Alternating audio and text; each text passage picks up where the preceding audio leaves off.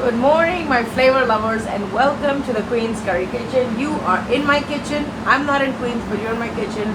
And today we are making, it's Wednesday, so we are making meals for our seniors, the people that have sacrificed a lot in their lives so that we can have a really good life and full of opportunities right here in the US of A. So the dietary restriction that we follow for the seniors is there is no garlic, no ginger, no onion in this food. And we usually have to come up with a dal, and we have to come up with a vegetable dish. We also have to do rice, rotis, raita, and a piece of fruit. So today the fruit of choice is going to be oranges, and like I've said before, we can only put fruit for those kinds of fruits whose skin is not to be eaten. So it's either got to be a banana or an orange. Hello Bharti, good morning, how are you today? So that's the fruit that's going in. The raita is already made. I just finished packing the rotis and I have to pack the rice. Let me quickly show you what our dishes for today were. We did yellow dal tadka, and you see it's reduced in quantity over here because we are already in the process of packing everything. So this dal tadka has a lot of asafetida, cumin seeds, you can see whole arbol chilies, tomato as the tempering, and then to give flavor to my dal I use mustard seeds and I use sambar powder. So you can pretty much use any kind of dal masala or whatever.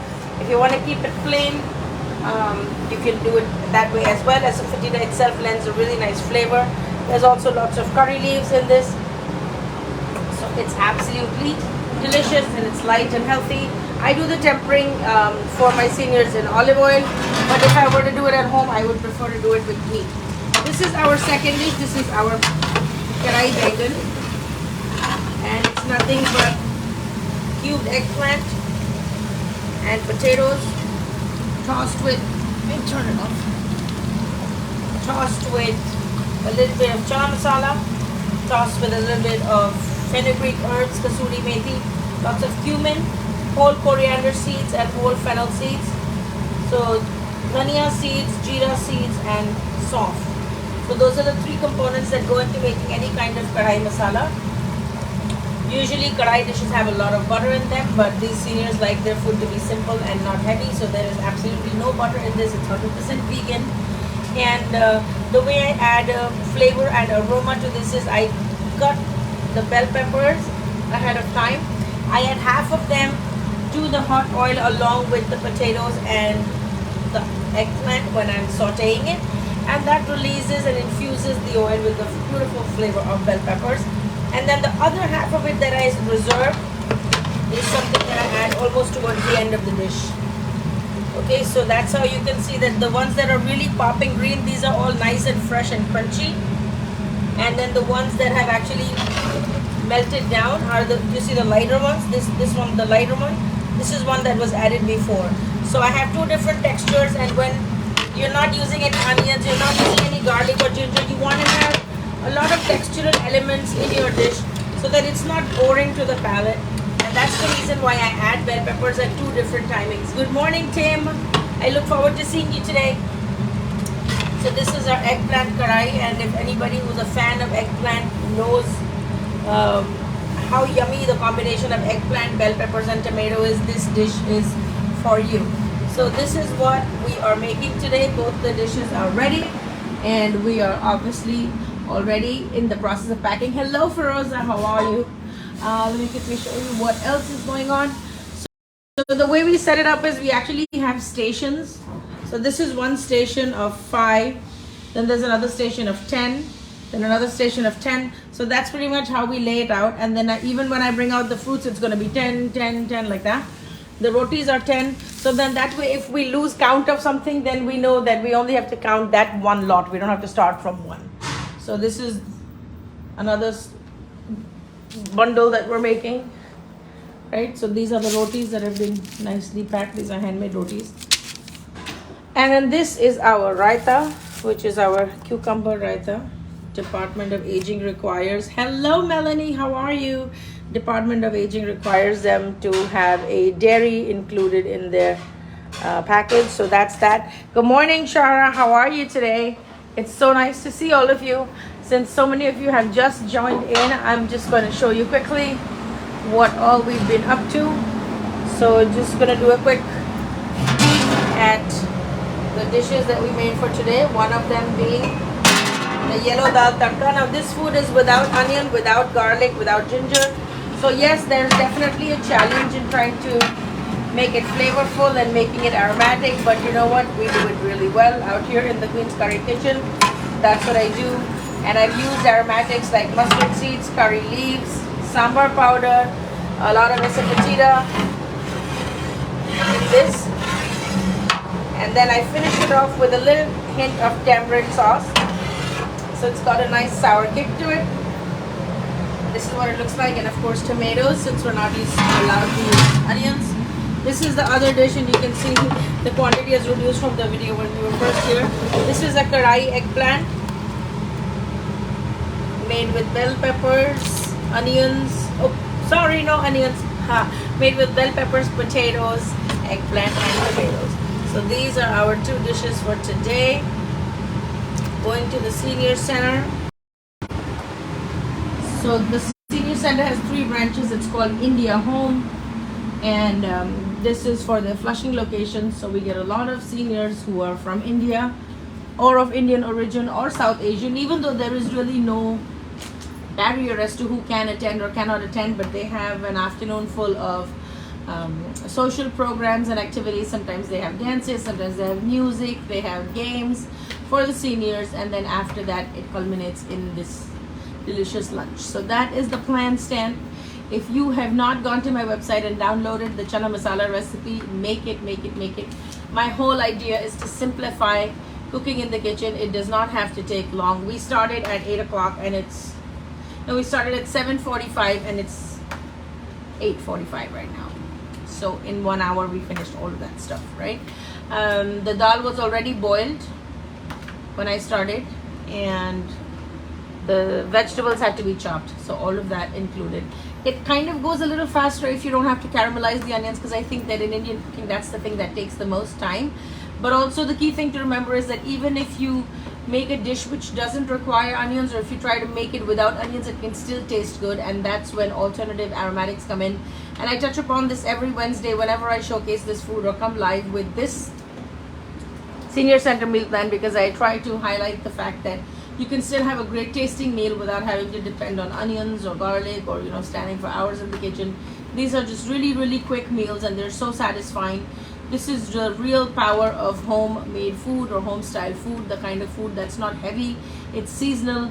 And let me tell you, if I was making this dal or if I was making this vegetable in the winter time, I would add more elements to it. I would add more whole spices to it to make it deeper, to make it more intense, and to make the flavor profile a little more, like stick to the bones kind of a flavor profile, because in winter you need all of those goodnesses from the whole spices, from bay leaves, from cloves, from cardamom, from ginger and whatnot. But in the summertime you want to eat lighter because you're also drinking a lot of water. So try to include a lot of water-based vegetables in your daily diet, like you have squash, you have zucchini, you have just imagine anything that you can put through a juicer and it will give you liquid on the other end. That's a vegetable that is rich in its water content, and in the summertime you want to definitely eat more of those. In the wintertime, of course, you want to eat heartier food, so you want to eat potatoes and tubers and underground stuff like turnips and radishes and all the other stuff, which in other countries is only available seasonally. In America we get everything all year round, so that's why we don't understand how to eat with the seasons.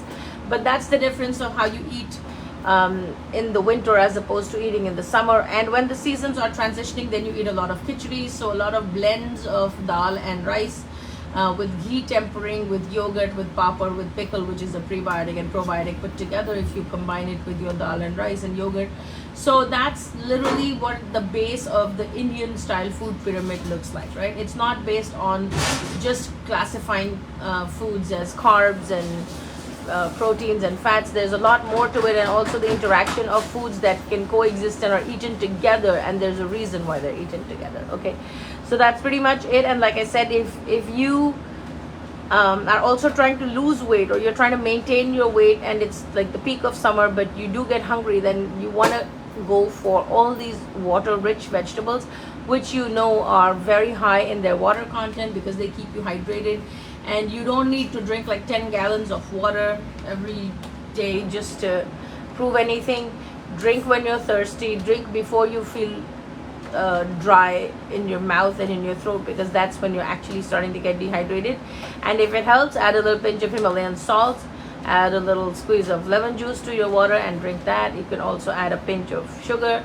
It helps to balance your electrolytes, especially for people who are over the ages of 60 and 65. There's a lot of instances where you'll hear about their sodium levels dropping. So if you have a mom or a dad or a mother-in-law or a senior that you know, every 15 to 20 days, and this is something that we were told to do for our dad and mom, like every 15 to 20 days, make a whole liter of water with a little salt, a little lemon juice, and a little bit of sugar, and just tell them to sip on it, you know, throughout the day, and that helps to balance their electrolytes. And it's really better to be preventive in terms of your sodium levels. I'm not a doctor and I cannot give any medical advice, but this is what we were told to do for our parents. So if you have any seniors that you know, definitely give this a try, because apparently when they use the bathroom and they urinate, a lot of the sodium and their salts from their body kind of get diminished from there. And so if we don't replenish it, then they can be severely depleted without even knowing it, and then suddenly they get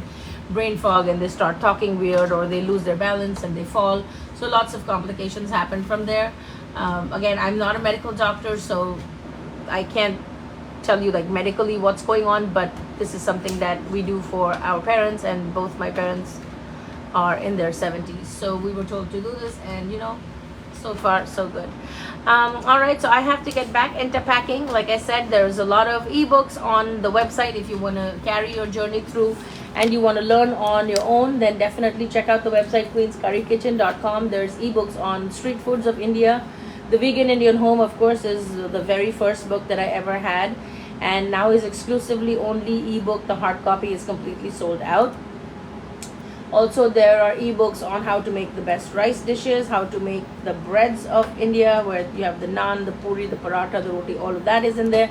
So there is a book for pretty much everything. And if you want to take a class, you can always go onto the website and click the class schedule and see what class would befit your style. If you are a beginner in the kitchen, an intermediate level skill, or an advanced level skill in the kitchen, you can pick and choose your class.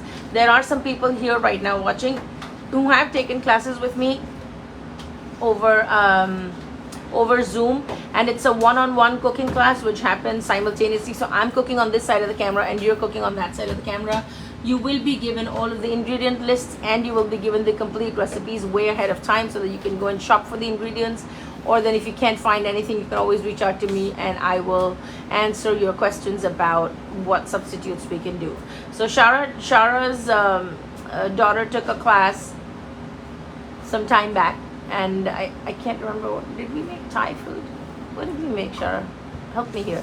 Yes, so there's a way to make there's a way to make your Indian food right across from the camera, and the recipes are very effective. All you need to do is just be present with all the stuff, and I will guide you through. I will also be making the same thing at the same time, so that even timing wise, it's in real time. It's not like I'm sitting on a chair and telling you, oh, put this, put that. It's really not like that. So it's a very interesting thing. So whether you've never cooked before, or whether you've never cooked Indian food before and you're trying to venture into something that's outside of your comfort zone, I really welcome you.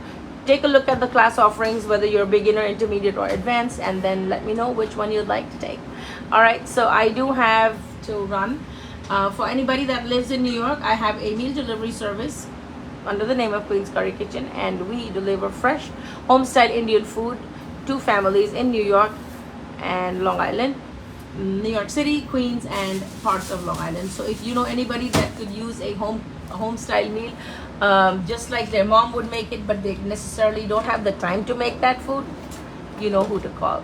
All right, I will hop off now, but a big thank you to everybody that tuned in. Bharti, Chandni, Tim, Feroza, Eddie, Melanie, Shara, and Rishalini. What a nice name, Rishalini.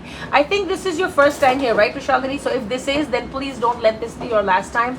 Hit the follow button, stay tuned to this channel and turn on your notifications so that whenever I'm live next, I can bring you into my kitchen. I'm sorry my Tuesday lives have been a little bit punctuated because I've just been swamped, and there is always a time crunch to get out of the kitchen. So definitely catch whatever we are making that week. Catch it on our reels, catch it on Instagram, catch it on TikTok. We are everywhere. We also have a YouTube channel. If you missed anything from the Facebook Live Kitchen, you can always head over to my YouTube channel and catch it there. So for those people that are just tuning in right now, Hishamuddin is watching. Hi, welcome to the Queen's Curry Kitchen. Definitely catch the replay. I'm gonna hop off, but I will see you soon in another video. Be well, be good. Oh, and for the people that placed orders for the chai masala, it has already shipped, so it should be getting to your door by tomorrow or the day after. So yes, thank you so much for your orders. I really greatly appreciate each and every one of you. There is a chai masala, there is cardamom coffee, all of those things are on the website. There's also spices, so anything that can make your journey to Indian food better, I got you. I will see you in another video. Until then, be blissful and flavorful, and Tim, I am looking forward to seeing you. I'll see you soon, you guys. Bye bye.